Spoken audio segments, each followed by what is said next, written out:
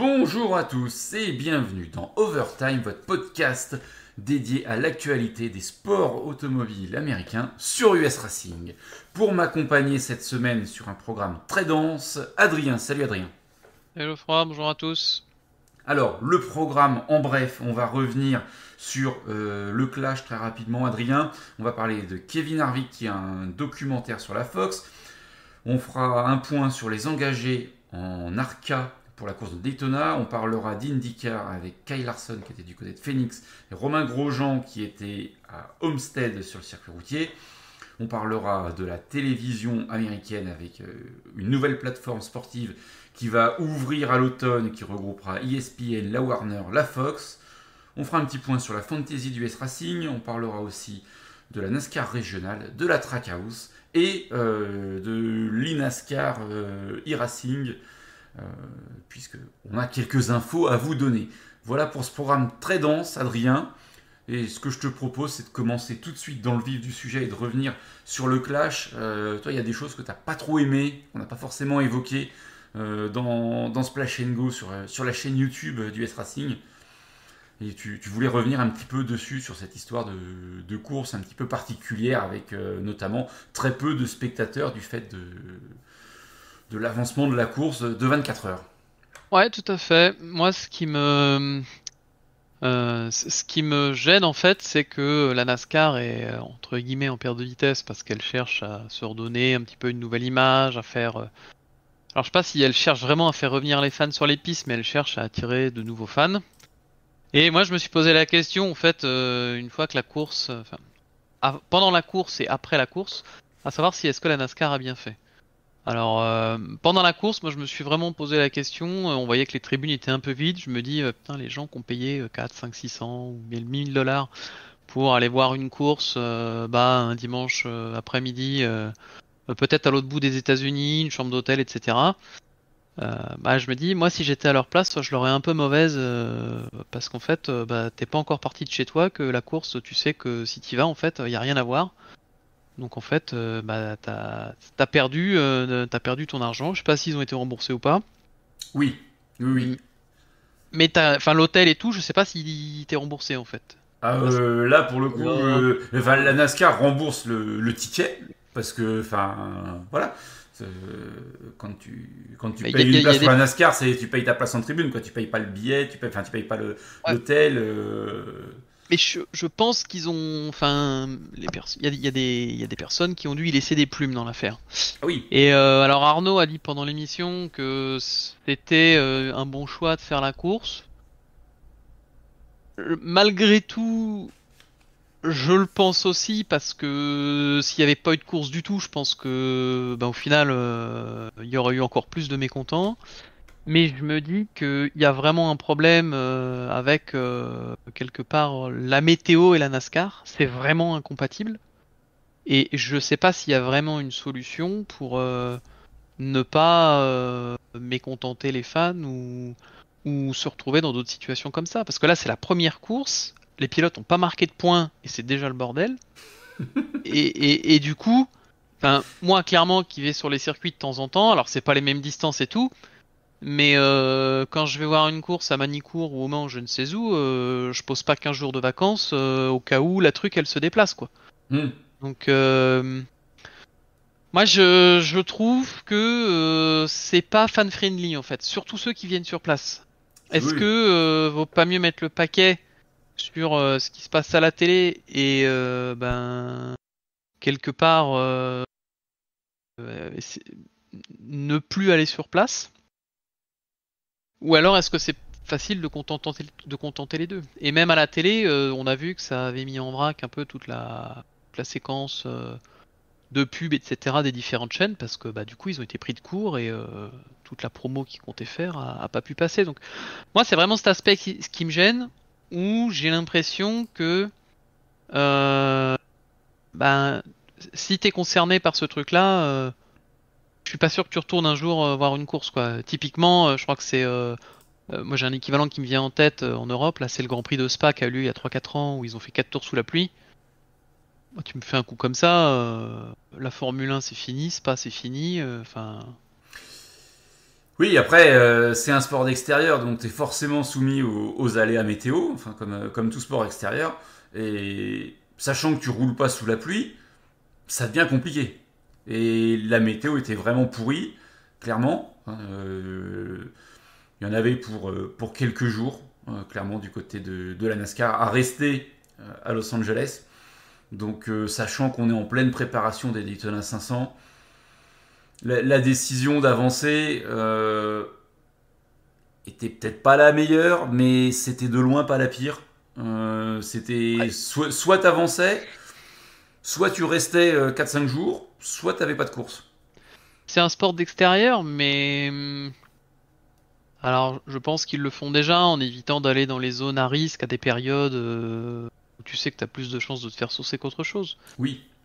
Mais tu vois, sur certaines pistes, euh, je me dis, est-ce qu'avoir une espèce de couverture du stade ou du circuit, toi, un circuit comme Bristol ou Martinsville, est-ce que quelque part c'est pas une garantie comme on l'a fait à Roland-Garros? Toi, Roland-Garros c'est un sport d'extérieur, pourtant Roland-Garros aujourd'hui c'est couvert. Bon après là tu vas me dire il y a les gaz d'échappement etc. C'est compliqué, c'est compliqué de fermer un circuit ou un truc comme ça. Mais est-ce qu'il n'y a pas une façon de s'adapter pour vraiment réduire ce truc-là? Couvrir Daytona, ça me semble impossible. Quand tu vois la superficie que fait la piste, ça me semble compliqué. Mais je sais pas comment il faut arriver à faire pour essayer de limiter l'impact au maximum de la météo. Là, j'ai l'impression que, en fait, il y a des moments, c'est un peu au petit bonheur la chance, quoi. C'est vraiment du pifomètre, quoi. Tu pourras pas le réduire à zéro, parce que comme tu le dis, c'est un sport d'extérieur. Mm. Mais là, la saison, elle a même pas commencé. Ils sont déjà complètement en vrac, en fait, quoi. C'est sûr. Mais bon, après, Et c'est le clash, c'est une course en championnat dont tout le monde se fout. Et t'es à Los Angeles, et pour moi, c'est clairement pas le public de la NASCAR. T'as la même raison de chose à plus. Daytona ou à Talladega. Là, t'as un tollé. Mais Ouais, mais enfin, si tu cherches des nouveaux fans et que tu fais des épreuves entre guillemets foirées comme ça, là où tu cherches à faire de la conquête, bah n'y va pas en fait. Enfin, tu te tires une balle malheureusement, dans le pied. malheureusement ou heureusement, je ne sais pas, c'est pas la première, c'est pas la dernière. Bristol Dirt, ça a jamais déplacé les foules alors que voilà, les courses sur terre ont un intérêt. Chicago l'année dernière, on va peut-être pas en parler de ce qui a pas ressemblé à une course. Donc voilà, malheureusement c'est pas la première fois. Il y avait des contraintes, il y avait des contraintes de temps.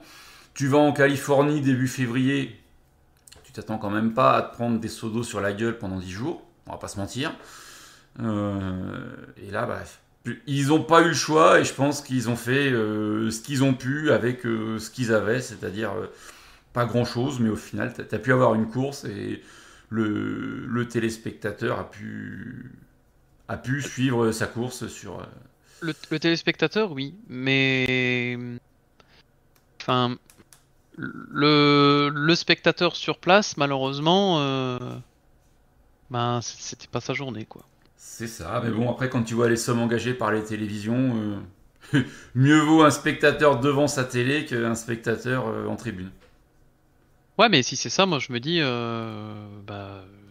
ça sert à rien d'aller voir une course en fait. Arrêtez de vendre des places si c'est ça.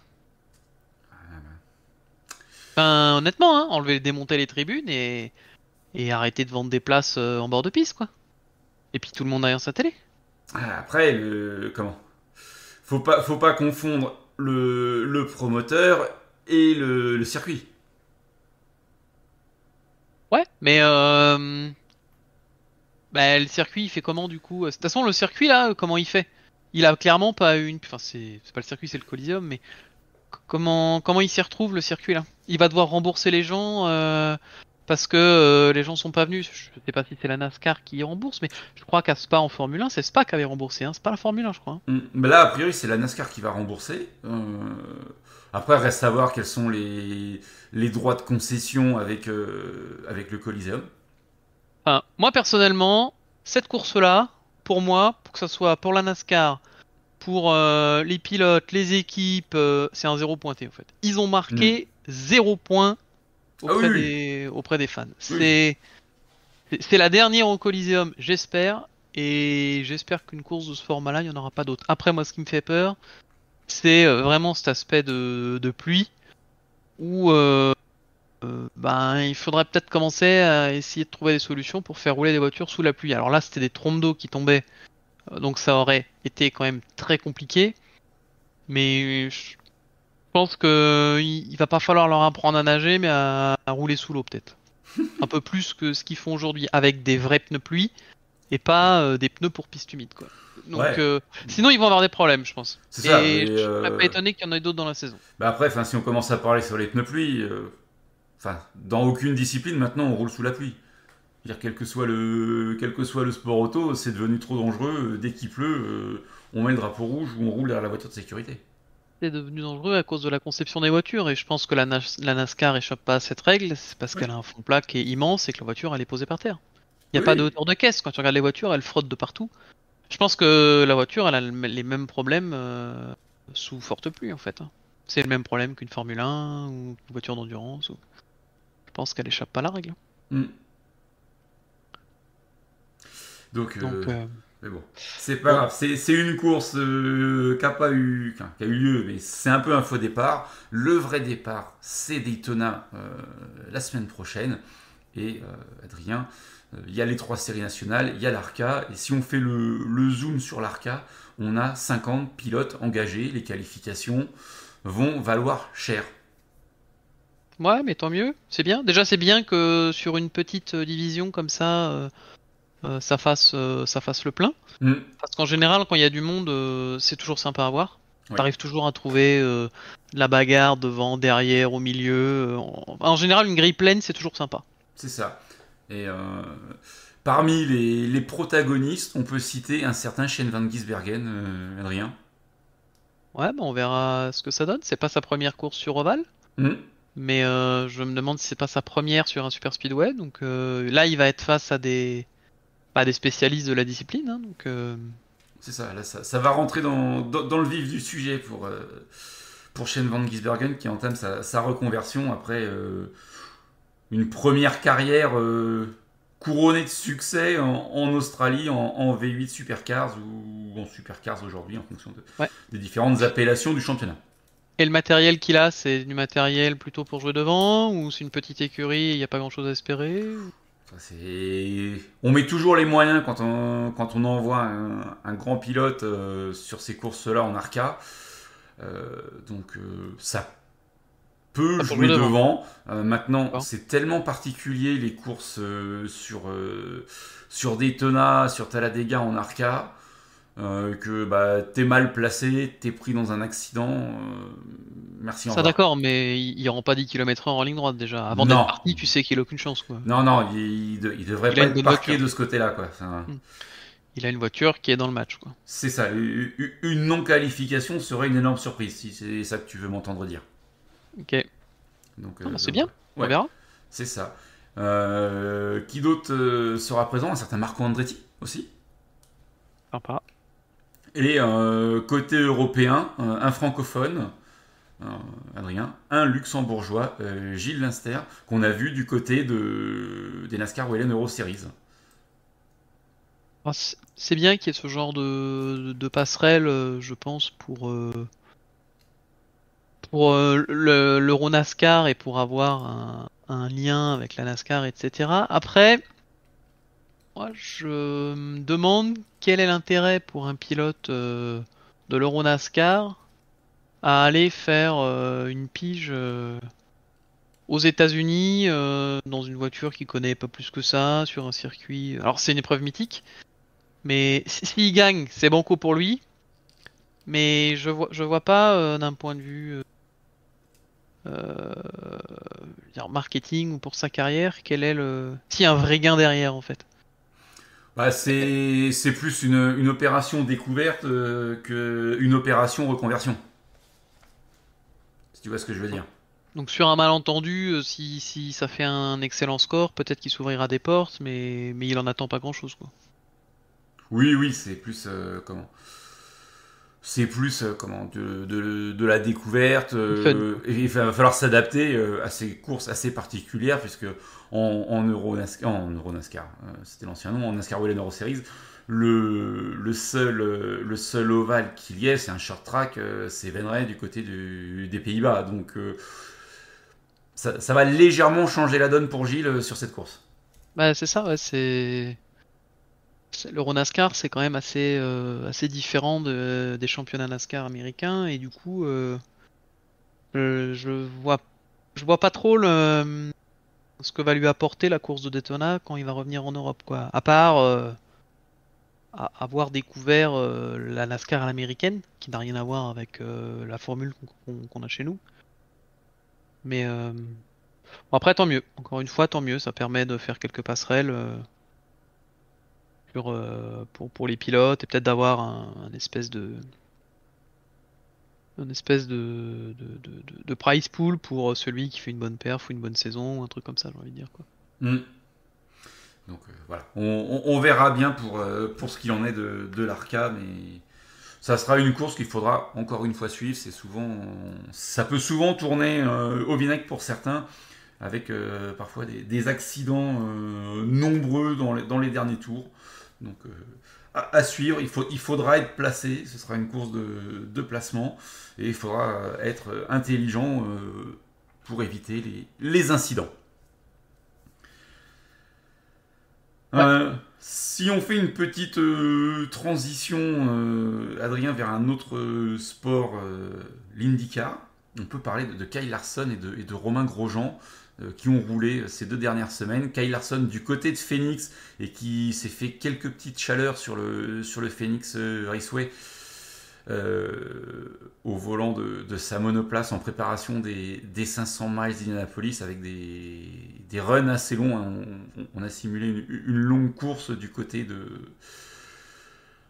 son écurie McLaren pour justement être à son aise dans le baquet, alors que Romain Grosjean, lui, était à Homestead sur le routier dans sa nouvelle écurie. Euh, et Junkos, c'est ça. On a plus communiqué sur le fait de dire j'y étais. C'était une séance découverte plus qu'autre chose, plus qu'une recherche de performance qui n'était pas forcément le but. Je pense que dans les deux cas, c'était être à l'aise dans la monoplace et après prendre de l'expérience, travailler avec les équipes et puis voilà quoi. Ouais, sur la vidéo, donc Romain Grosjean a mis une vidéo sur sa chaîne YouTube et on peut voir quelques tours embarqués là. Et quand on le voit sortir des stands, ouais, ça c'est clairement pas pour la perfo. Quand on voit la tronche des pneus, ils ont déjà quelques tours, quelques kilomètres au compteur et il y a toute la télémétrie, etc. Donc c'est sympa, mais je pense pas qu'il y ait des choses exceptionnelles du coup qui soient visibles sur ce tour. Donc c'est bien, ça permet d'avoir quelques notions. Puis bon, moi j'aime toujours voir les on-boards avec de la télémétrie, c'est toujours sympa. Mais après, c'est clairement une opération commerciale pour dire nouveau partenaire, on le met en avant, on y était, on a roulé, on est prêt, on s'entraîne, machin. Bon, j'ai hâte de voir Romain dans sa nouvelle écurie sur les premières courses. Moi j'espère que il arrivera enfin à avoir sa première victoire, mais dans la hiérarchie des équipes, il fait quand même un pas en arrière, quoi. Donc, à voir. Ah ouais, effectivement. À voir comment ça va se passer pour Romain. Ouais. Euh, Et par contre, pour Kyle Larson, ouais, c'est je plutôt. pense qu'on n'y va pas en touriste, quoi. Donc, on fait les choses bien. Et bon, sur Oval, je crois que le monsieur a démontré qu'il savait conduire un NASCAR sur un Oval. Donc, je sais pas trop comment il se débrouille en monoplace parce que je sais pas s'il a beaucoup d'expérience en monoplace. Mais a priori, il n'y a pas de raison que ça se passe mal parce que j'ai l'impression que dès qu'il monte dans une voiture, il a quand même un certain don pour comprendre assez rapidement comment ça marche, quoi. Ah oui, il est tout de suite très vite. Ouais, Donc, les petits, je sais jamais comment ça s'appelle là, les petits buggy que Lilian aime bien là sur Terre. ah, les sprint cars. Et ouais, les trucs qui font des tonneaux dans tous les sens là. C'est assez impressionnant à voir rouler. Alors ça n'a rien à voir avec l'IndyCar, mais Il a quand même un petit truc. Donc si on prend les choses au sérieux du côté de McLaren et j'espère pour lui que ça fera un bon résultat. Ça serait quand même exceptionnel si on venait à retrouver sur la Victory Lane un certain Kyle Larson quand même. Ouais, c'est un peu comme Alonso à l'époque, ça enverrait quand même un mauvais signal pour l'IndyCar. Ça veut dire, ouais, je Oui. viens, je vous mets une dose, vous êtes mauvais. Tout comme si un pilote de 8 supercar gagne une course en NASCAR de sa première arrivée. Oui, dans l'idée, c'est aussi un peu ça. Après, bon, c'était aussi une course un petit peu particulière. Peut-on vraiment parler de course à proprement parler? Ça avait été quand même assez. Mais bon, les conditions étaient les mêmes pour tout le monde, au même instant. Il y a eu une course. Les statistiques retiendront qu'il a gagné dès sa première course. La météo, je pense qu'elle fera pas partie des statistiques. Seuls les plus assidus s'en souviendront. C'est ça. Mais voilà, ça reste une ligne de palmarès pour Shane Mm. Van Gisbergen Mais bon, qui avait fait une très belle performance ce jour-là. Faut pas lui enlever non plus. Hein. C'est pas ce que je dis quand il a j'évoquais peut-être, ça. il a été un peu aidé par les conditions, mais enfin, on sait pas comment l'Indy 500 va se passer, mais ça pourrait aussi être, il pourrait y avoir quelques conditions un peu particulières. L'année dernière, je crois que c'est à la fin sur le restart, il y a eu des trucs un peu bizarres. Oui, oui, Ça, il ça peut y a eu faire deux, des trois conditions drapeaux rouges, ouais. particulières. Ouais, il y Ça avait peut deux, trois faire drapeaux des rouges. conditions particulières où bah il arrive à tirer son épingle du jeu parce que je sais pas pourquoi en fait. Mais Hmm. bon, à suivre. À suivre, exactement. Autre info qu'on vous a partagé sur US Racing dans le courant de la semaine, c'est, Adrien, la fondation de la plateforme sportive, enfin l'équivalent du Netflix du sport aux États-Unis, avec une association entre ESPN, la Warner Bros. Discovery et Fox Corporation. Donc en gros, on regroupe toutes les plus grandes chaînes de sport aux États-Unis sur une seule et même plateforme. Euh, une plateforme qui devrait peser dans les futurs droits télé, quels que soient les sports, NASCAR, IndyCar ou pas, parce que l'IndyCar est plus sur NBC et que NBC n'est pas dans cette plateforme-là. Mais même si après on va un petit peu plus loin sur d'autres sports américains, basket, football, sport universitaire, c'est quelque chose qui va compter aux États-Unis quand on voit la couverture sportive des différentes chaînes de ces groupes. Ah bah c'est clair que si il y a des gens qui regardent le basket, le hockey, le baseball, un peu de sport auto, du foot US, bah ils vont y trouver leur compte quoi parce qu'il y a énormément de choses. Après moi ce qui me fait peur avec ce genre de d'offres et enfin, je crois que j'en avais déjà parlé avec les nouveaux droits TV côté NASCAR, c'est qu'à la fin, il faut que quelqu'un paye en fait. Il y a toujours quelqu'un qui paye. Et souvent, celui qui paye, c'est le client final. Donc là, le client final, bah, c'est l'abonné. Donc je sais pas si ça permet de faire des montants records pour des nouvelles saisons de sport, des choses comme ça.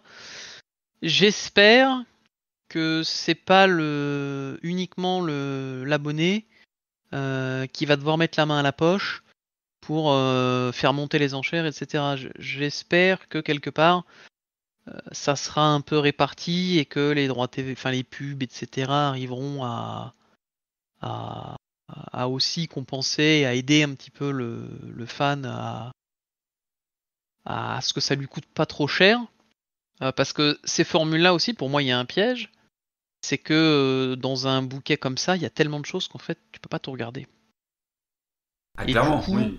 du coup, ben si t'avais avant, pour tout regarder, avant, il te fallait peut-être 3 abonnements à 30$. Je dis n'importe quoi, je connais pas les prix, mais il te fallait peut-être 3 abonnements à 30$. Demain, on va te proposer un abonnement à, allez, entre 80 et 100$, on va dire, ou 120$ peut-être parce que c'est exceptionnel et donc comme c'est unique, c'est très cher. Mais du coup, est-ce que t'es prêt à dépenser, si t'avais que 2 abonnements sur les 3, est-ce que t'es prêt à doubler le prix pour avoir des trucs qui t'intéressent pas ou que potentiellement t'es pas sûr de regarder en fait? Je suis pas certain qu'il y ait beaucoup de gens qui soient prêts à faire cet effort. Pour moi, le premier cas qu'on a connu en Europe avec ce genre de choses, c'était les matchs de foot. Il te fallait un abonnement SFR, un abonnement machin, il te fallait beIN Sport, il te fallait je sais pas quoi.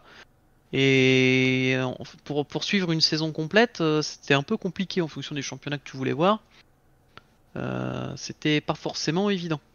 Là, la NASCAR aux États-Unis, je crois qu'il te faut, c'est 3 abonnements, c'est ça qu'il te faut? Fox, NBC Aujourd'hui, Fox NBC et et demain, Fox Prime, NBC Amazon. Amazon. Donc, bon,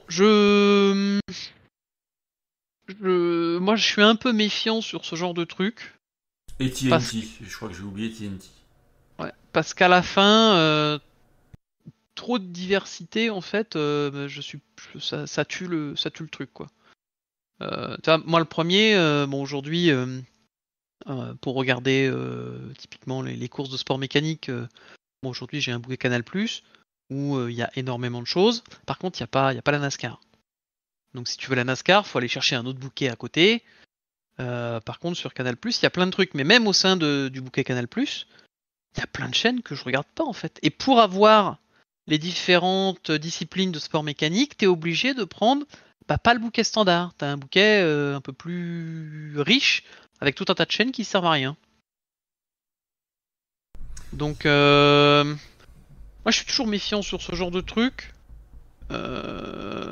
Et en général, je dis ok, mais qu'est-ce qui paye en fait? Bah, c'est toujours le client qui paye. Et c'est vrai que bah, tu t'abonnes aujourd'hui, là tu prenais l'exemple Canal, tu veux Canal Plus Sport, tu t'abonnes à des trucs. Si t'es pas fan de cinéma ou de je ne sais trop quoi, parce que je connais pas les bouquets de Canal Plus, ils ont peut-être de la musique, des conneries comme ça.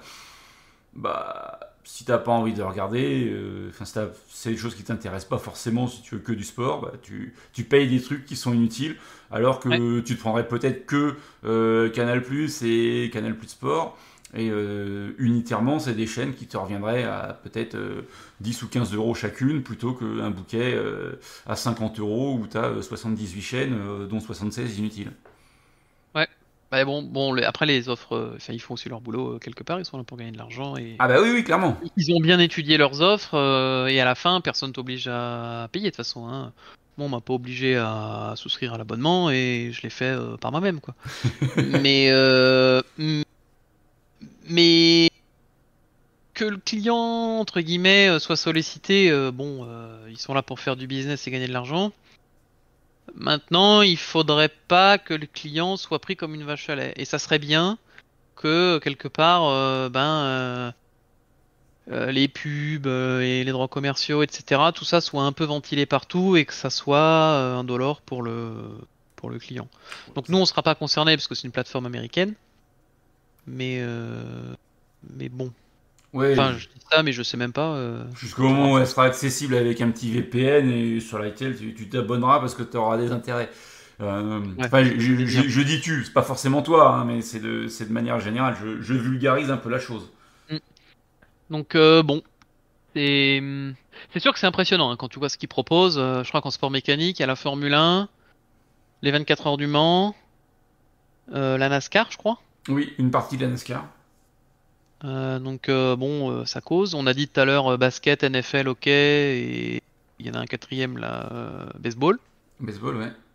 T'as tous les trucs universitaires, donc c'est assez impressionnant hein, quand tu vois le truc. Tu te dis ok, quel sport il y a pas? Le ski. Ok, ouais.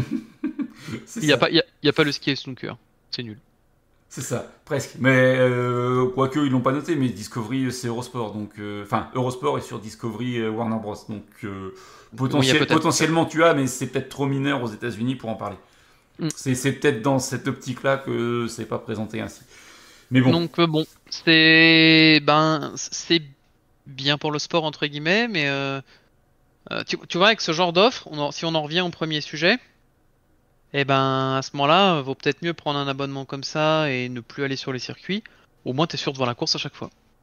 oui, clairement. Mais c'est dommage pour les circuits parce qu'après les circuits ils font comment pour gagner de l'argent en fait? S'il y a plus de circuits pour faire les courses, c'est dommage. Va falloir que les circuits, c'est pareil, hein, qu'ils payent les infrastructures, les gens qui viennent et tout et tout. Même s'il n'y a pas de spectateurs, bah il y a besoin de personnel sur place, quoi. Oui, Donc oui, bon, clairement, oui. euh, ah, à voir comment ça évolue, mais moi je suis quand même très très très méfiant de ce genre de truc qui paraît très alléchant à la base. Oui, oui, oui, c'est sûr, faut s'en méfier un peu.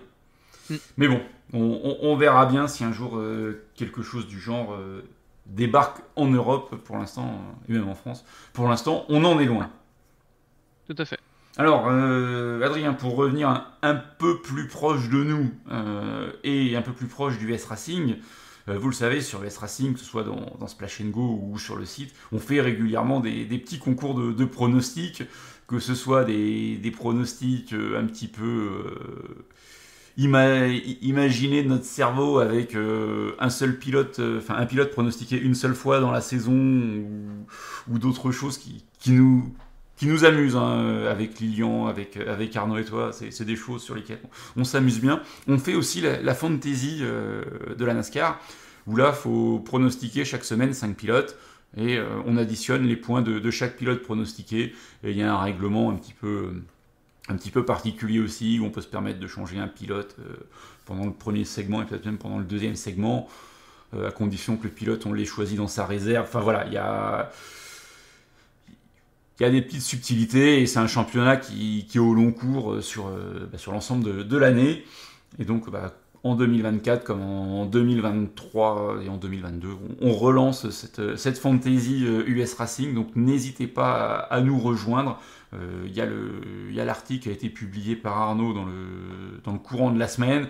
Il y a un lien pour pouvoir nous rejoindre et pour pouvoir s'amuser autour de la NASCAR.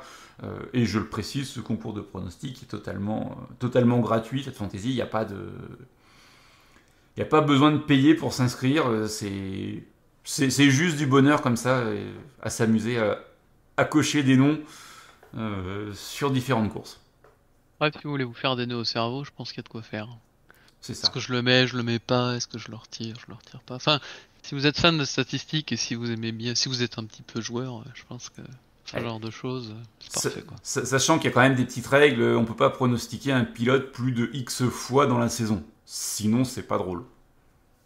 Ouais, moi je le maîtrise pas, hein, honnêtement, je crois que je l'ai fait une fois. Enfin, j'ai fait quelques courses en pronostic. Bon, j'ai vu que c'est pas là où j'excellais le plus. Puis, faut être honnête, il faut quand même être un petit peu assidu sur les performances des pilotes, connaître un peu leur historique et tout. Et bon, moi je considère que j'ai pas forcément le recul nécessaire pour être pertinent sur ce genre de choses. Donc pour l'instant, je me concentre sur regarder les courses. Mais si vous avez un petit peu de, si vous suivez de près la NASCAR, normalement, ça devrait. Voilà, après, il faut surtout pas s'interdire de se dire on y va, on fait quelque chose, on est là pour s'amuser. Exactement. Et il y aura des petits lots en fin de saison pour les meilleurs d'entre vous. Ah, carrément. Ouais, c'est Arnaud qui l'a mis dans son article. Donc ça veut dire qu'Arnaud a pris la décision en accord avec lui-même. Voilà. Bah, c'est Donc, bien, écoute. mais c'est bien, c'est très bien, ça peut motiver des gens. Bon, voilà, c'est toujours sympa. Ouais. Bah, Après, je je vois pense. qu'Arnaud est inscrit dans la fantasy, il faudrait pas qu'il gagne. Il va s'envoyer un lot. Ah, je vais m'envoyer une casquette de Richard Petty, hein, comme ça je pourrais la mettre sur mon Ouais. avatar Discord. Ah, mais je vois qu'il y a quand même quelques personnes là. 3, 6, 9, 12, 15. Il y a une petite vingtaine de personnes là Mais déjà. c'est bien, c'est bien, c'est bien. Donc ça veut dire que ça a marché. Il y a des gens qui ont lu l'article et Ouais. qui ont envie qui ont envie d'y retourner. Donc n'hésitez pas. Faites-vous plaisir. Et puis rendez-vous pour Daytona dès la semaine prochaine en fait. Hmm. Donc, Allez faire vos pronostics. c'est ça, allez faire vos pronostics. Daytona, la course, elle a lieu dimanche. Hein. Normalement, elle ne sera pas avancée au samedi. Donc, et vous avez, je crois, jusqu'à 24 heures pour faire vos pronostics. Je sais plus. Enfin, faut lire les règles. Donc voilà. Est-ce qu'on ferait pas une petite page? Si, on va faire une petite page moto et après on parlera e-racing, Adrien, avant de finir avec la NASCAR régionale parce que le temps nous presse quand même. On va pas faire un podcast de 3 heures. La Trackhouse en MotoGP qui s'est engagé, Adrien. Oui. Je sais que tu aimes bien suivre la MotoGP Ouais, et moi on j'aime a bien un suivre peu la hâte. MotoGP, Ouais. ouais. On a un peu hâte de voir ce que ça va donner. Exactement. Bon, alors moi je suis pas spécialement la Trackhouse, moi je suis derrière nos petits Frenchies, mais la Trackhouse en effet va rejoindre la grille de la MotoGP là cette saison. Ils ont récupéré le slot de RNF qui était donc un team satellite Aprilia et donc ils vont faire rouler des Aprilia. Il y a eu une présentation il y a quelques temps, je crois, on a vu des visuels sur les motos qui sont assez sympas. Et récemment là, on a eu en fait le nom du, enfin on a eu. Je crois que c'est sur motorsport.com. Ils ont eu quelques bruits de couloir qui faisaient mention d'un certain Davide Brivio qui pourrait revenir en MotoGP pour diriger donc la Trackhouse. Et moi j'ai trouvé ça plutôt cool. Alors cool d'un sens et un peu déçu d'un autre, un peu déçu parce que donc il était chez Alpine depuis 2-3 ans. Et moi j'aurais bien aimé le voir en tant que team manager, mais du coup s'il s'en va vraiment, ça sera pas le cas. Mais je suis content de le voir arriver chez Trackhouse parce que c'est lui qui a amené Suzuki au titre en 2021. Et il a été l'un des managers l'un des directeurs d'écurie du temps où Valentino Rossi était chez Yamaha là, quand il était sponsorisé par Fiat. Donc je pense que pour la Trackhouse c'est plutôt bon. Donc l'Aprilia est pas une mauvaise moto a priori parce que les motos européennes sont plutôt en force sur le championnat. On verra cette année avec les nouvelles motos, mais bon l'année dernière c'était pas mal. Son petit défaut c'était peut-être la fiabilité. Mais en tout cas c'est plutôt sympa pour la Trackhouse et je pense que c'est plutôt une bonne recrue. Donc à voir si ça se confirme, si c'est le cas. Mais il faudra attendre le début de la saison là pour peut-être retrouver Davide Brivio sous les couleurs de la Trackhouse. Effectivement. L'INASCAR e-Racing, c'est ça? J'ai plus le nom, je sais jamais si c'est e-Racing, INASCAR Coca-Cola Series. Enfin voilà, c'est la série officielle NASCAR sur e-Racing qui va reprendre du côté de. Je crois que la saison commence à Daytona, sinon c'est pas très très drôle. Je crois qu'ils suivent un calendrier assez proche de ce qui se fait. Oui, c'est ça. Le 13 février à Daytona, en effet. Et ça s'appelle l'INASCAR Coca-Cola e-Racing. Exactement. T'as été plus rapide que moi pour revérifier. Ça commence à Daytona. Ça se termine à Homestead le 1er octobre. On a 4 courses de playoff et 14 courses de saison régulière.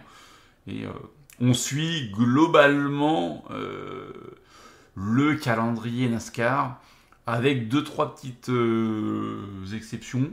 Enfin, surtout une très grosse. Du 5 au 9 avril, ils seront à Brands Hatch. Ouais. C'est la partie routière. C'est la manche d'Euronascar en fait. Ouais, c'est ça. C'est l'Euronascar qui s'invite au calendrier, ouais. Bon, en général, la NASCAR, ils ont. Alors, bon, la NASCAR, c'est la source d'e-Racing, hein, c'est leur marché numéro 1. Ça a commencé avec ça. Et en général, ils ont une série qui, alors, je sais pas si le nom est toujours exact, mais il y a 3-4 ans, là, ça s'appelait la Nice NASCAR International Series, je crois. Et ils suivaient le calendrier de la NASCAR que vous voyez à la télé. Donc je suppose que là, ça doit être à peu près le cas aussi. Avec une ou deux exceptions près en fonction des licences de circuit, des trucs comme ça, ou des mises à jour. Mais bon. Ce championnat, moi de mémoire, il n'y a pas de pilote français ou francophone. Francophone peut-être, peut-être un québécois, je sais pas. Je vais pas dire de conneries, mais des français, j'en suis quasiment sûr. Parce que des français qui sont à un très haut niveau en NASCAR, il n'y en a pas énormément. Il y en a quelques-uns, mais il n'y en a pas énormément. Et les horaires sont pas forcément à notre avantage, donc je suis pas certain qu'il y ait de francophones, enfin de français sur ce championnat. Francophone peut-être. Mais c'est pas un championnat qui est très très suivi en Europe, j'ai l'impression. C'est surtout très américain, avec des équipes virtuelles qui se sont créées chez les écuries. Je crois que Junior il a une écurie. Oui, oui, il y a beaucoup de pilotes qui ont une écurie. Du côté de Kevin Harvick, on a une écurie. Enfin voilà, on se fait plaisir. Et on n'oublie pas que certains pilotes viennent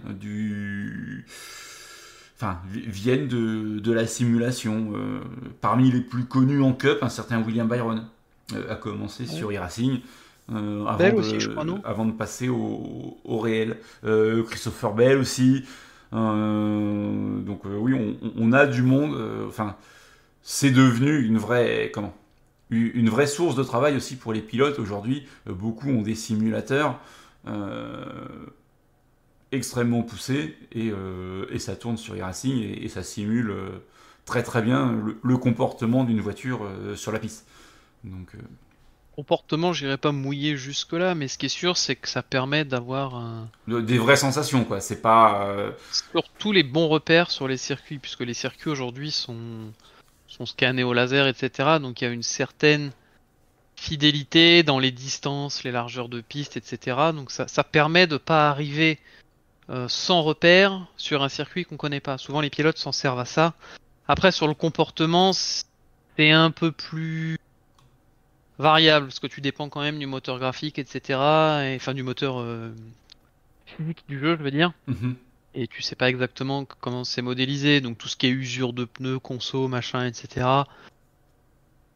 Bon, c'est souvent, on aime bien dire que c'est pareil, mais en fait les pilotes s'entraînent surtout pour avoir les repères visuels, etc. D'autant plus que là, ce sont des sources, ils sont clairement allés directement scanner avec du matériel de qualité les circuits, etc. Après, quand c'est des... e-racing n'a pas ce problème-là, mais quand c'est du contenu qui est fait par la communauté, tu peux toujours te poser la question à partir de quoi ça a été fait. Est-ce que c'est... Moi, je me souviens avoir discuté il y a quelques années avec des gens qui roulaient en GT3 et en GT4. Et en fait, ils connaissaient Spa sur le bout des doigts. Ouais. Et en fait, le mec, quand tu le faisais rouler sur Spa, il te dit non, mais le circuit, c'est n'importe quoi, en fait. Parce que là, la ligne blanche, elle est plus longue. Là, le vibreur, il commence 50 mètres plus tôt, puis il est plus large. Tu fais, ah ouais, d'accord, on est dans ce niveau de détail, quoi. Donc, c'est vraiment... Pour moi, c'est surtout cet aspect-là. L'aspect comportement de la voiture, setup, etc. Ouais, je pense qu'il faut le garder comme un jeu. Mais ce qui est clair, c'est que par contre, ça leur permet d'avoir des repères. Et en quelques tours, de tout de suite être dans le tempo et de pas avoir à se dire si je fais ci, si je fais ça, c'est mieux, c'est moins bien, quoi. Exactement. Donc c'est surtout cet aspect-là. Donc à suivre. Et les courses sont diffusées, je crois, dans la nuit du mardi au mercredi sur la chaîne YouTube de la NASCAR. Il y a toujours possibilité de revivre ces courses-là.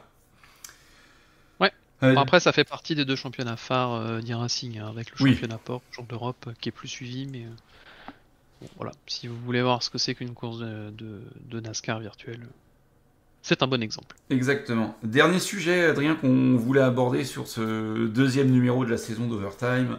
La NASCAR qui vise l'international avec des séries un petit peu régionales, mais voilà, qui visent l'international. On sait que du côté de la NASCAR, en termes de séries régionales, qu'est-ce qu'on a ? On a la série canadienne, on a la série mexicaine, on a l'Euro NASCAR dont on a parlé tout à l'heure. On a aussi une série au Brésil. Et clairement, la NASCAR aujourd'hui est à la recherche de nouveaux marchés. Fut un temps, on parlait de la Chine. On doit plus ou moins aussi avoir des discussions avec le Moyen-Orient, puisque là-bas aussi, il y a de l'argent et de l'argent à se faire. Donc forcément, on discute. Bref, la NASCAR cherche un petit peu à se répandre un petit peu en dehors de ses frontières et à se diversifier. On sait qu'on a eu en 2023 une belle expérience du côté de la NASCAR avec le garage 56 qui était au Mans et qui a plutôt fait bonne sensation. Mais voilà, une voiture sur une course de 24 heures, ça fait pas tout non plus. Non, mais moi, ce que je comprends pas trop, c'est qu'est-ce que la NASCAR cherche à mettre en avant en s'exportant à l'extérieur. Parce que le garage 56, typiquement, bon, la voiture, elle ressemble à une voiture, à une Camaro que tu peux croiser dans la rue, à quelques détails près quand même, mais c'est plus identifiable la Chevrolet Camaro du garage 56 qu'une Toyota Gazoo Racing GR010, où tu sais pas trop à quel modèle ça correspond dans la gamme de chez Toyota. Mais Il y avait bon un peu de pub pour Chevrolet, il y avait un peu de pub pour montrer ce que c'est que la NASCAR, et ils ont amené des stars. Si je reprends le championnat européen de la NASCAR Euro Series, ça n'a pas du tout la même envergure. C'est plutôt un championnat qui a pas forcément une étiquette hyper populaire, parce que t'en entends pas souvent parler. Il y a des diffusions, je crois, sur YouTube, mais ça reste un championnat vraiment de niche. Et je sais pas quel est l'objectif de la NASCAR d'aller se vendre ailleurs, si ce n'est est-ce qu'il y a un intérêt pour les constructeurs qui sont engagés en NASCAR? Est-ce que ils cherchent à créer des passerelles pour faire de la détection de pilotes, mais quand tu vois les pistes, par exemple, qu'il y a en Europe, qui sont surtout routières, je vois pas trop comment t'entraînes ou tu peux détecter quelque chose quand 80% du championnat aux États-Unis il est sur des ovales. Je comprends pas trop en fait quel est l'objectif de la NASCAR à l'international. Pour moi c'est pas clair. Oui, et après on estime qu'il y a un fort potentiel en Europe, qu'on veut faire une globalisation de la marque. C'est plus des termes de communication et de marketing qu'autre chose. Aujourd'hui, Mais quand tu dis NASCAR, tu penses aux voitures aux États-Unis et tu penses pas à ce qui se passe en Europe, au Canada, au Mexique et au Brésil. Et ça n'est pas un manque de respect pour ces séries-là. C'est juste que ben, la NASCAR, c'est ce qu'il y a aux États-Unis et point barre. c'est ça. Après, La NASCAR, enfin moi je vais reprendre trois clichés et trois stéréotypes, hein. La NASCAR c'est à fond sur un ovale avec des gros accidents, hein. oui, C'est trois mais stéréotypes qui, chez des gens qui ne connaissent pas la NASCAR, je pense, tu leur demandes de dire ce que c'est que la NASCAR, je suis presque sûr que ces trois trucs-là, ils ressortent pas à chaque fois, mais presque en fait. C'est quand tu regardes et que tu t'y intéresses, c'est pas ça du tout, on est d'accord. Mais je vois pas le lien entre ça et la NASCAR Euro Series. Ou les mecs quand ils vont à Vallelunga, quand ils vont à Zolder, je suis désolé, mais ça ressemble à aucune course de ce qu'il peut y avoir aux États-Unis, en fait. oui, oui, c'est particulier. Enfin, on fait de la NASCAR sur des circuits routiers, c'est un petit peu l'ADN de l'Euro NASCAR. On a eu le Tour Speedway quelques années, on a eu Venray en termes d'ovale, mais on va pas du côté du Lozitz, on va pas du côté de Rockingham pour ne citer que deux autres ovales. Je crois qu'il y en a un en Belgique du côté de Warneton. Ouais, bah il y a en France des circuits ovales. Moi, je connais Montlhéry, Ouais, mais il y a ouais. malheureusement, il est plus apte à accueillir grand-chose. Oui, oui. Donc après, il y a Monza, mais je crois que c'est guère mieux que Montlhéry. C'est le même état, ouais. Donc voilà, des circuits, il y en a, mais les courses sur ovale déjà en Europe, enfin en dehors des États-Unis, j'ai pas l'impression que ça soit hyper démocratisé. Et le seul truc qui est bien, pour moi, c'est que on va continuer à avoir des voitures qui font du bruit, quoi.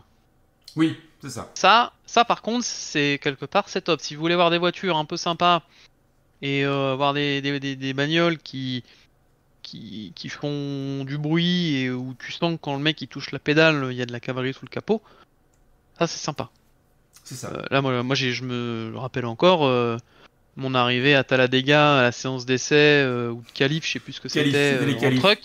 Il y avait un mec au bout de la ligne des stands, il a démarré son camion, je me suis dit, il est où le casque en fait? Je me souviens de ta réflexion. Parce que je me suis dit, s'il y en a 31 à côté, au bout Ça... de 10 secondes, moi je suis sourd. Donc, ça, cet aspect-là, c'est sympa, c'est le côté sympa. Ouais. Après, quand tu dis ça, tu dis en fait l'intérêt il est pour les Chevrolet, les Ford, les Toyota quoi. Mais pour la NASCAR, je suis désolé mais je comprends pas. Mm. Et à Talladega, t'étais loin, hein. On était haut dans les tribunes, on était bien placés. On n'était pas pile poil bord de piste, hein. Ouais non, c'est clair hein, c'est clair, c'est des voitures sympas hein, et même encore aujourd'hui hein. Bon moi Quand j'ai un petit coup de mou, YouTube, Garage 56, et hop, un petit tour ou deux, et c'est parti, quoi. C'est ça, la petite vidéo de 12 heures là, et, Mm. et en avant, quoi. Et, enfin, moi, j'étais le premier à dire qu'ils allaient passer pour des ploucs, et j'adore quand on me fait mentir comme ça, en fait. Honnêtement, je pense que cette voiture-là, je vais y penser encore pendant longtemps. Et moi, je m'étais dit, les maquettes de NASCAR, c'est pas possible, c'est pas la bonne échelle, machin et tout. Mais je crois qu'ils vont la faire chez je sais plus quelle marque là. Tu peux être sûr que si elle sort, celle-là, je l'achète. Hmm. Parce que, bah, moi, ce qu'ils ont fait, c'est génial. Mais c'est pareil, tu vas faire de la promo avec l'Euronascar. Les pilotes, tu connais des pilotes en Euronascar? Tu sais me donner des noms? Moi, j'en connais un, je sais pas s'il roule encore, j'en connais un. Tu connaissais qui ça? Eric Hellary. Eric et Larry. Oui, ça fait un moment. Mais je sais pas s'il roule encore, ça m'étonnerait. Non, non, non. Mais Il est venu par moment. C'est pareil, on a eu deux trois guests aujourd'hui. Un pilote que j'ai découvert à l'époque de l'Euronascar, ça remonte à quelques années, c'est Kevin Estre. il a roulé en Euronascar, Ouais, Kevin? Kevin, il a roulé en Euronascar.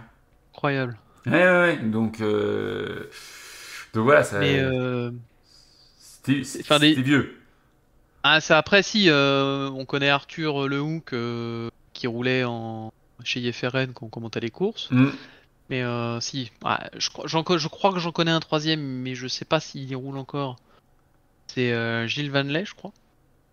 Parce qu'il a roulé pendant un temps en GT3 et je crois qu'après il est parti en Euronascar. Alors c'est pareil, il a roulé, ça doit être il y a une dizaine d'années, hein, parce que c'était à l'époque où il y avait les SLS AMG en GT3, donc toi, ça date pas d'hier. Mhm. Et je crois qu'il a roulé un peu en Euronascar, mais enfin des pilotes d'Euronascar, j'en connais pas beaucoup, et des mecs connus, enfin Il y en a. connus en dehors de la France, en dehors de la France, ouais, Ah, j'en connais pas en fait. s'il y a un Belge, quand je vais te dire le nom, tu vas me dire ah bah oui, Ouais, vas-y. C'est Anthony Kumpen. Anthony Kumpen, ouais. Puisque c'est l'oncle, on a Et dit, donc de Max Verstappen, je Verstappen. crois. Ouais. Mm. Forcément. Il y a Marc Goossens qui a fait quelques courses sur la saison 2023. Mais Mark Goossens, moi je le connais parce qu'il a fait en GT en fait, pas parce qu'il Oui, a roulé en Euronascar. c'est ça. Pareil, Sébastien Blickmolen, ça fait partie des noms connus du GT. Ah, Euh, moi je connais Jeroen qui doit être son frère ou son cousin. oui, voilà. Il y a Lucas Lasserre qui Et a fait la saison complète l'an dernier. je connais pas. Eric Hellary, moi je le connais parce qu'il a roulé dans la 905 chez Peugeot. Oui, c'est ça. C'est que Et c'est pas des. parce qu'il a roulé en Euronascar. C'est ça. Donc. Donc euh, si- l'international pourquoi pas, mais est-ce qu'il pourrait pas y avoir des transferts dans les deux sens si c'est ça? C'est-à-dire que t'es un Kyle Larson qui vient de faire une pige ou deux en Bah, Europe, je sais pas où, pour le fun en fait. l'année dernière, un qui a fait quelques piges, c'est comment il s'appelle, Ryan Vargas, qui est un pilote qu'on voit régulièrement en truck. Je sais pas. Je Donc, connais pas. Ah, donc mais voilà. regarde, tu veux regarder la truc aujourd'hui en France, tu fais comment? Ah bah si t'as pas un VPN et un abonnement YouTube TV, tu peux pas. On est d'accord. Moi, ce que je voudrais voir, c'est voir les pilotes que je peux regarder sur Automoto la chaîne le dimanche soir et pouvoir les voir un jour sur une course de NASCAR, quoi. Jeff Gordon, Jimmy Johnson, ces mecs-là, on les connaît. Ouais, on les Ça connaît. fait du Bon, moment. ouais, c'est ça. Bon, il y en a un qui est un peu à la retraite et l'autre qui est en pré-retraite. Mais Peut-être. Mais c'est des noms que tout le monde connaît. oui, tout à Jimmy fait. Vargas, Ryan, parce que Jimmy, en Ryan, effet, ouais. personne le connaît du coup. Non, mais je sais Oui, pas, oui, oui. enfin, je sais pas qui c'est en fait. Ouais, mais parce que oui, ça fait partie des pilotes qui sont en truck, en Xfinity de temps en temps, pas forcément dans des voitures qui jouent la gagne. Et du coup, bah, si tu regardes pas un peu plus loin que le top 5 ou le top 10 que te montre le diffuseur, Bah, tu connais pas. tu connais pas, tu vois pas quoi. Donc bon, c'est toujours bien d'essayer de se faire connaître à l'extérieur, mais enfin d'étendre son champ de communication. Mais pour l'instant, moi, l'extension à l'international de la NASCAR, au-delà du continent américain, en fait, je comprends pas. Oui, oui, oui, c'est un Je sport cherche pas, je comprends pas ce qu'ils font. c'est ça. C'est Peut-être veulent-ils s'amuser, veulent-ils intéresser d'autres gens. On verra bien dans les prochains mois si les choses bougent, s'il y a des informations. Je sais que sur la réunion avec les séries régionales, Jérôme Galpin, qui est le grand patron des NASCAR Whelen Euro Series, est présent, bien évidemment. Mais après, voilà. À voir ce qui va en sortir et quels seront les objectifs de la NASCAR pour l'international. Voilà un petit peu ce qu'on pouvait dire, Adrien, pour cette émission qui est un petit peu un récap de toute l'actu de la semaine. Je pense qu'on a été complet, on a été bavard. C'est un peu le but de ce podcast, hein, on vous le rappelle. Exactement. Complète Splash & Go qui désormais est sur YouTube exclusivement. Le mardi soir à 19h en direct et après en replay quand vous voulez. Voilà. Si vous ne pouvez pas être avec nous sur YouTube les mardis soirs. Le mieux c'est d'être en direct puisque comme il y a pas mal d'interactions entre vous et entre vous et nous, oui. C'est mieux de venir en direct quand même hein, pour Splash & Go. C'est tout l'intérêt du direct sur YouTube. Exactement. Et Overtime, Adrien, vous le retrouvez sur toutes les bonnes plateformes d'écoute sur lesquelles on a pu mettre le podcast. On a Amazon Music, on a YouTube, on a Spotify, Apple Podcast. Et je crois que Deezer, mais je sais pas si tu l'as fait ou pas encore. Pas encore, mais ça va être l'objectif des prochains temps. Et je crois qu'on va essayer Google Podcast aussi. Et oui, Google Podcast peut-être. Mais Deezer, tu vois, ce qui serait bien, c'est d'arriver à le faire rapidement. Comme ça, tu peux mettre le numéro 1 et le numéro 2. Parce que si après, il faut qu'il y en ait 6 d'un coup, ça va être compliqué. Mais Oui, t'inquiète pas, c'est l'objectif du début de semaine. Là, donc, ce sera fait avant les Daytona 500, rassurez-vous. Et le podcast, hormis ce numéro 2, puisque nous avons eu un petit contretemps, normalement, l'Overtime, vous le retrouverez les samedis matins. Veille de course en général. Comme ça, vous serez tranquille, vous aurez toute la récap. Et n'hésitez pas à nous faire vos retours, que ce soit sur les différents sites sur lesquels est posté le podcast, ou sur le Discord pour ceux qui nous écoutent également sur Discord, ou sur les réseaux sociaux Twitter, Facebook et Instagram du S-Racing que vous retrouvez quand même assez facilement. Surtout sur les plateformes sur lesquelles est le podcast, parce que comme c'est un nouveau podcast, en fait, ça nous aide vachement si il y a de l'interaction dessus, s'il est mis en avant, s'il y a des retours, etc. Donc, n'hésitez pas à mettre, je sais pas, les pouces, les étoiles ou les notes. Je sais pas comment c'est sur différentes plateformes. Ça aide au référencement. Et c'est ça aide au référencement et comme on repart de zéro puisque Splash & Go est désormais que vidéo, ça serait d'une grande aide de notre côté et on vous en remercie. Effectivement, et on ne sera pas forcément tout le temps à 2 sur Overtime, des fois on sera à 3, des fois on sera à 4, on verra, on fait en fonction de la disponibilité des uns et des autres sur US Racing, parce que vous le savez, hein, on est tous passionnés, mais on manque tous parfois de temps, on voudrait tous plus de temps pour faire plein de choses, mais voilà, on fait ce qu'on peut avec passion, et rassurez-vous, c'est ça, on sera là mardi pour Splash & Go, pour vous parler mardi dans Splash & Go, Adrien, uniquement de NASCAR Full Speed, la série Netflix. On vous donnera notre avis sur les 5 épisodes. Faut que j'essaie de regarder un épisode ou deux là demain. Et puis 3 ou 4 lundi. On a compris. Ouais, je sais pas, j'ai des choses à faire quand même, mais je peux pas regarder quand je veux a priori. Donc, Ok, écoute, tu nous diras, au pire tu nous feras part de tes attentes et on te dira si tes attentes seront comblées en regardant cette émission, cette docu-série, et puis voilà. Exactement. Allez, on s'arrête là-dessus, merci à toutes et tous de nous avoir écoutés jusqu'au bout, rendez-vous très vite sur US Racing, que ce soit sur le site ou les différentes plateformes pour les podcasts ou les vidéos. À très bientôt, bye bye. Bye bye.